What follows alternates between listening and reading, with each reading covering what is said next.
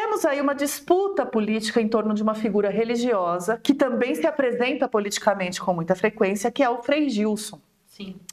E eu queria que você contasse para o nosso público um pouco quem é e que disputa é essa que ele está no centro e por que isso é importante. Sim.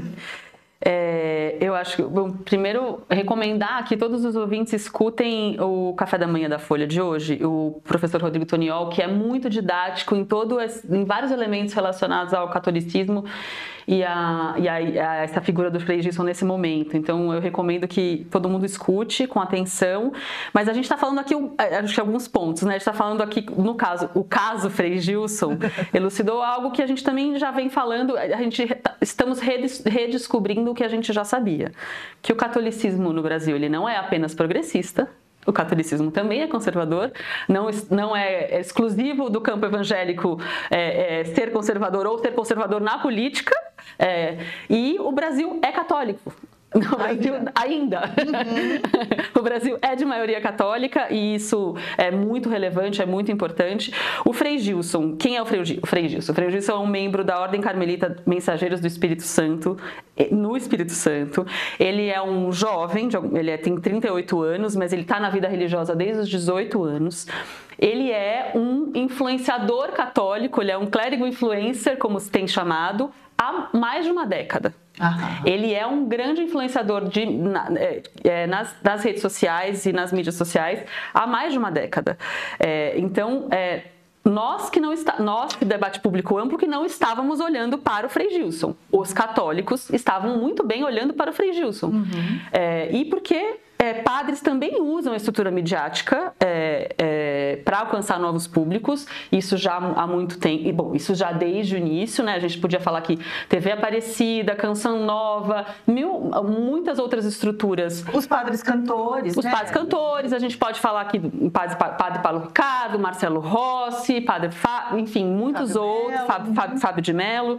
Então a gente está falando, e a gente também, ao mesmo tempo, né, nesse contexto, onde nos últimos 20, 30 anos, que é o que a gente já vem falando aqui, é um país que, apesar de ser ainda de maioria católica, está deixando de ser de maioria esmagadora católica. Então, as lideranças do campo católico, o próprio campo católico do ponto de vista institucional, reage a essa perda de fiéis. Uhum. Então, nós temos também aí uma movimentação e uma competição por imagem, por fiéis, por estar presente, usar outras estruturas de comunicação. E o Frei Gilson é uma figura que faz isso.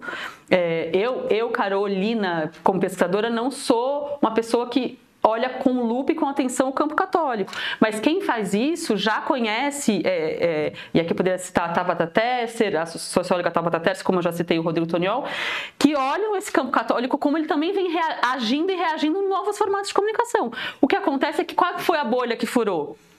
Talvez de um debate público mais amplo, onde a gente vem insistindo, que vem se concentrando apenas em falar do campo evangélico. Uhum. Apenas em falar, talvez, do elemento novo nessa conversa, que é o Brasil um pouco mais evangélico. Uhum. E sim, esse Brasil um pouco mais evangélico, muito mais presente na política, aqui como a gente vem falando. Então, nesse contexto de acolhimento do campo católico que figuras como Frei Gilson ganham proeminência, e isso não é de hoje. Ele foi muito ativo na pandemia, ele tem mais de 7 milhões de seguidores nas redes sociais. Se eu não me engano, são 7 milhões no YouTube e 8 milhões no Instagram, ou o contrário. E aí, eu quero te fazer uma provocação sobre isso, porque e trazer o Magno para a conversa e tudo mais, porque isso, ele já é uma figura grande, importante, relevante há tempos. Um dos estopins para furar a bolha é o fato de que ele fez algumas falas bastante conservadoras, né, do ponto de vista, especialmente do papel da mulher. Então, se eu não me engano, eu não estou citando o ipsis literis, tá? Mas a fala foi algo no sentido de que o papel da mulher é ajudar o homem, enfim, essa visão de que muitas correntes religiosas têm de que a mulher está numa função, se não submissa, no mínimo auxiliar, né, do homem. E aí, uma das coisas que aconteceram, que fizeram furar um pouco a bolha, é o fato de que a Tabata Amaral fez um vídeo em defesa do Frei Gilson, porque ele foi muito atacado por ter falado uma frase como essa. Ele é muito defendido também pelo campo mais conservador da política, mas ele foi atacado quando essa frase viralizou. E a Tabata Amaral, então, saiu em sua defesa, discordando de que esse seja o papel da mulher, mas defendendo que ele não fosse atacado, enfim, e que faz parte da luta ali de fazer as religiões se atualizarem e etc. E isso, para mim, é muito interessante, como revela que, pelo menos parte ali da centro-esquerda ou do centro político está tentando sair da inércia com relação às figuras religiosas, né? Então, isso pode ser visto tanto pelo ângulo do enfim, não acho que seja o caso da Tabata, tá? Mas de uma oportunidade ali de crescer com um público que não seria natural. Não acho que é o caso da Tabata, porque ela sempre falou da sua religiosidade, inclusive. Então, não acho que ela esteja sendo oportunista nesse sentido. Mas ao mesmo tempo de uma demanda, né, de que outros campos políticos se aproximem dos religiosos para não perder a batalha de vez, né? Então, você começou falando em disputa política e acho que isso é central. Ambos os campos estão disputando essas figuras politicamente. Uhum.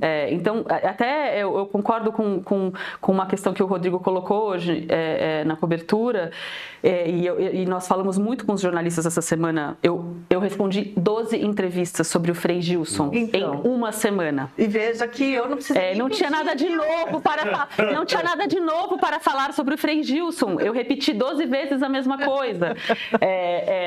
Por quê? Porque eu acho que também mostra uma deficiência de que a gente poderia estar olhando outros elementos e não estar olhando apenas a figura do que aconteceu com o Frei Gilson nesse momento. Mas essa não foi a sua pergunta.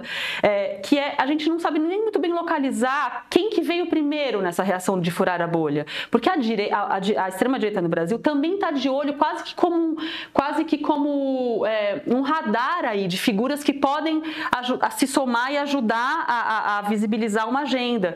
E também, então, Jair Bolsonaro e Nicolas Ferreira vieram a público talvez antes ou durante a reação da esquerda. Então, o que veio antes? O ovo ou a galinha? A esquerda que criticou e aí a extrema-direita reagiu, ou a extrema-direita também está disputando politicamente essas figuras? Que a gente tem que lembrar que somam camadas de mobilização e de sensibilização popular. A gente está falando... quem não quer um novo influencer com 7 milhões de seguidores para a sua pauta?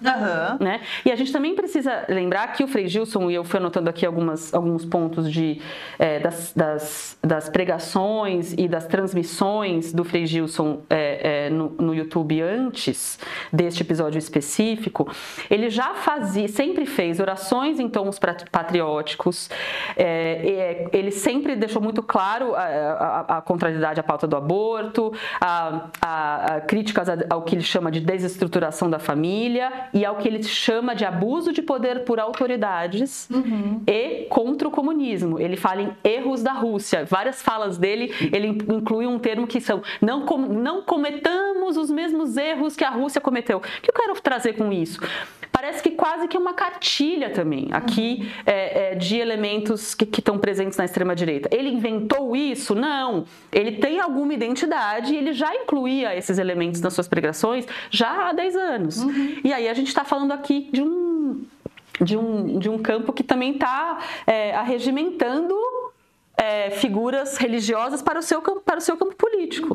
Perfeito. Agora, eu sempre vou achar maravilhoso tanto que o Trump deve dar um nó na cabeça dessa turma, né? Yes. Porque... Não, falando sério, porque os erros da Rússia, e aí o Trump vai lá e, enfim... Deixa então, só um comentário aqui, tem uma reportagem que eu vi no Tempo, mas eu não sei se é reprodução de alguma agência ou se é do próprio Tempo.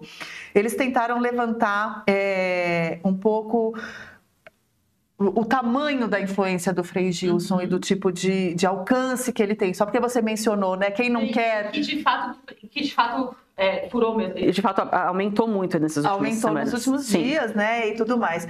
Ele se propôs a fazer... transmissões ao vivo no YouTube nos dias de Quaresma. Para quem é religioso, né? Estamos em Quaresma. E aí, eles fizeram um cálculo aqui a partir de suposições, tá? De mercado, né? Então, eles ouviram um especialista no que esse tipo de transmissão pode angariar e representar em termos de audiência e de monetização. E para você ter uma ideia, o YouTube permite a monetização de vídeos como as transmissões do Frei Gilson, que tiveram uma média de 3,65 milhões de visualizações nos primeiros 6 dias da Quaresma. E o cálculo que eles fazem é que pelo menos por vídeo ele vai arrecadar algo em torno de R$58 mil. Eu não estou trazendo esses números para vilanizar as transmissões ou a monetização, enfim, não é por isso não. É para falar disso que você falou, o quanto é desejável para a política se aproximar de alguém que tem esse poder de penetração num momento, por exemplo, em que o campo da esquerda sofre para ter esse tipo de alcance e o da direita surfa nesse tipo de alcance, né? Então, é claro que esse tipo de figura vai sendo altamente cobiçada pelos campos políticos. Eu acho que a gente está tendo um momento de transição na política brasileira em que nós passamos, desde a redemocratização, algumas décadas dizendo que o brasileiro precisava se preocupar um pouco mais com a política, que o brasileiro precisava se aproximar da política, ver como a política é importante. E as redes sociais conseguiram trazer o brasileiro um pouco mais próximo da política. Infelizmente. Exatamente. Então, mas eu acho que agora a política está tendo que se adaptar à visão dos brasileiros. Uhum. Os brasileiros chegaram na política, começaram a prestar atenção na política, e a política e o debate público, né, quem está no debate público, descobriu que nós não somos o leitor médio da Folha de São Paulo. Uhum. Então a gente está passando por um momento de certas surpresas e certas descobertas. As redes sociais proporcionam o aparecimento de pessoas que conseguem se conectar com os brasileiros que às vezes a gente não vê, com quem a gente não se encontra, que não frequentam os mesmos lugares que as pessoas do debate público frequentam. E está tendo nós estamos tendo um período de adaptação da opinião do brasileiro expressa na política, nas redes.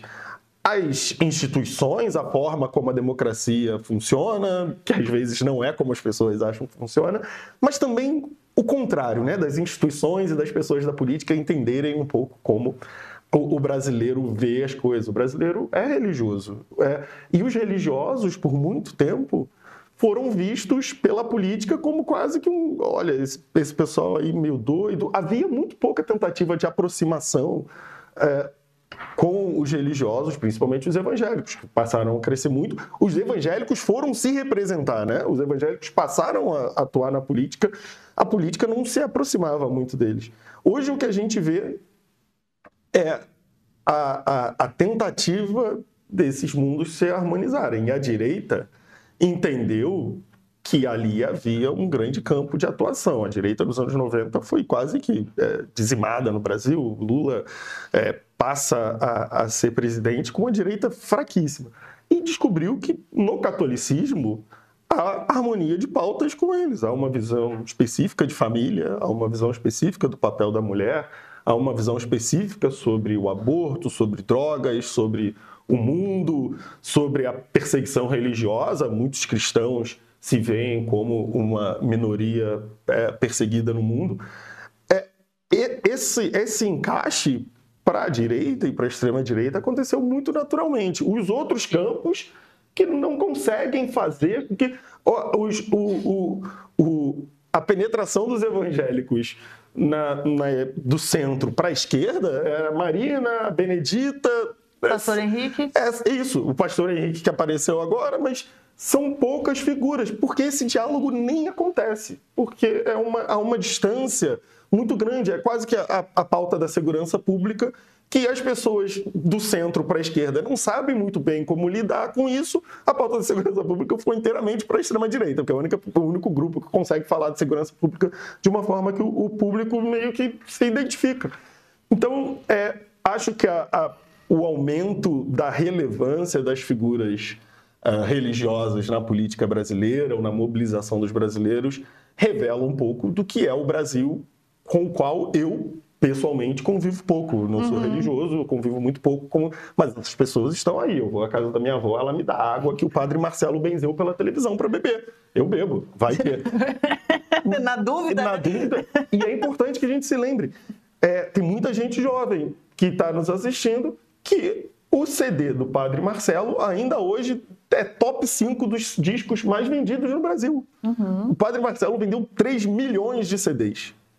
O brasileiro é religioso e é natural que, uma vez que o brasileiro passe a participar da política, que seus valores passem a fazer parte da política. E os valores dos brasileiros, felizmente ou infelizmente, são muito alinhados a uma visão cristã da sociedade. Que se você... A Igreja Católica está perdendo muitos fiéis, mas está perdendo fiéis para igrejas evangélicas, que, mal ou bem, compartilham de uma visão de mundo que é razoavelmente comum, né? E, principalmente se a gente seca até esses pontos da pauta política, eles têm muito em comum. Exato. E como a gente fala com frequência aqui com a Carol, tem político que é afim a isso e tem político que instrumentaliza isso. Exatamente. E o desafio é deixar os que são legitimamente afins atuarem e identificar quem está instrumentalizando e, enfim... sei, aí não sei que verbo exatamente usar, porque eu não quero soar censora de nada, né? Mas só para completar, é um problema quando se instrumentaliza. Só para completar, assim, não é uma questão específica da religião. O brasileiro elege políticos da causa animal, elege políticos ligados a clubes de futebol. As pessoas elegem políticos ligados a questões que elas se importam.